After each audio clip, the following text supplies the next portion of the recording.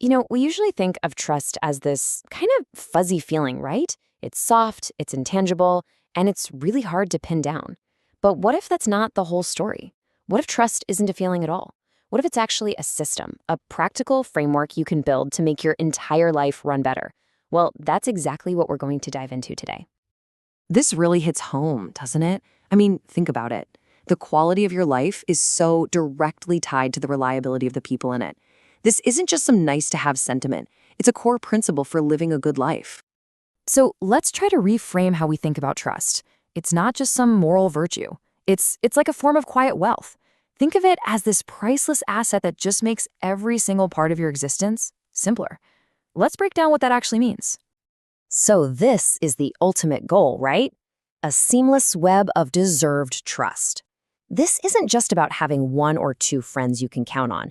It's about creating an entire ecosystem of reliability, a network where confidence is just the default setting.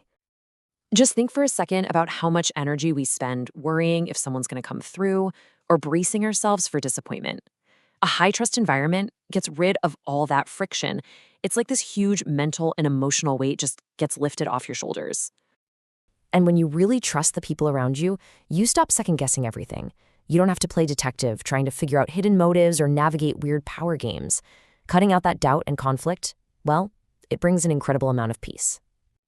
So you take away all that friction, you remove all that conflict, and what are you left with? Simplicity. It's as simple as that.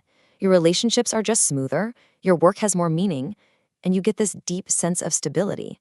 That is the real payoff. Okay, so we know we want it. That part's clear. But if we're going to build it, we have to get really, really clear on what we're building. And it turns out it has a lot less to do with feelings and a whole lot more to do with actual behavior.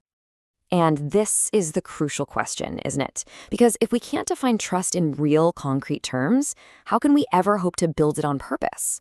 So let's get specific. Let's go beyond that warm, fuzzy feeling. Okay, so here it is. It's so simple but so powerful. Real trust boils down to two things. One, you do what you say you're going to do. And two, you don't do what you say you won't do. That's it. It's a behavioral contract. It's all about predictable, reliable actions. And look, this can be a tough pill to swallow, but it's so important. Someone can be the kindest, most charming, most brilliant person you know, but if you can't rely on their word, you can't build a real foundation of trust. At the end of the day, actions are the only currency that trust accepts, not personality traits. So if that's what trust is, how do we actually build this web? Well, it's not about going out and finding perfect people. The whole thing starts from the inside out. It really starts with you. You can't just demand that people trust you or complain your way into a circle of reliable friends. It starts with you embodying these principles. When you become that rock-solid, trustworthy person, you naturally start to pull other reliable people into your orbit. All right, so here's the game plan, the toolkit. First, keep your promises, even the tiny ones. That's where it all starts. Second, have the guts to just say, I don't know, instead of trying to fake it. Third, stop overcommitting. It's better to be consistent than to make grand gestures you can't follow through on. Fourth, avoid exaggeration. Just be precise with your words. Fifth, be the same person no matter who you're with. That consistency is gold. And finally, choose to spend your time with people who do this stuff too. Trust has to be a two-way street. And believe me, the stakes on that last point are incredibly high. Unreliable relationships will just drain you. They create chaos and distort how you see things.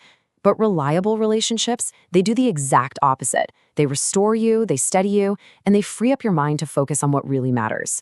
It's a night and day difference, truly. So you do all this work, you focus on being reliable, you choose to be around reliable people. What's the big prize at the end of all of that? It's not just about having a peaceful life, it's actually something way, way bigger. The real payoff, the thing you can't put a price tag on, is freedom. The kind of freedom that money just can't buy. But what does that actually feel like in your day-to-day life? Well, it's freedom from all that junk that drags us down. Imagine it, freedom from constant worry, freedom from pointless drama, freedom from trying to figure out what people really mean, freedom from doubt, from overthinking every little interaction, and from that deep emotional exhaustion that comes with it. And when you're free from all of that, you become free for so much more. You get all of your mental and emotional energy back. And that space in your head creates clarity, and it makes room for actual, genuine joy. And that really brings us to the heart of it all. Building this web of trust, it's not just a relationship hack, it's a life strategy. When you can look around your life and feel like you're supported by this invisible architecture of reliability and care, that's more than just a good feeling. It's a profound sign that you have truly built your life and built it well.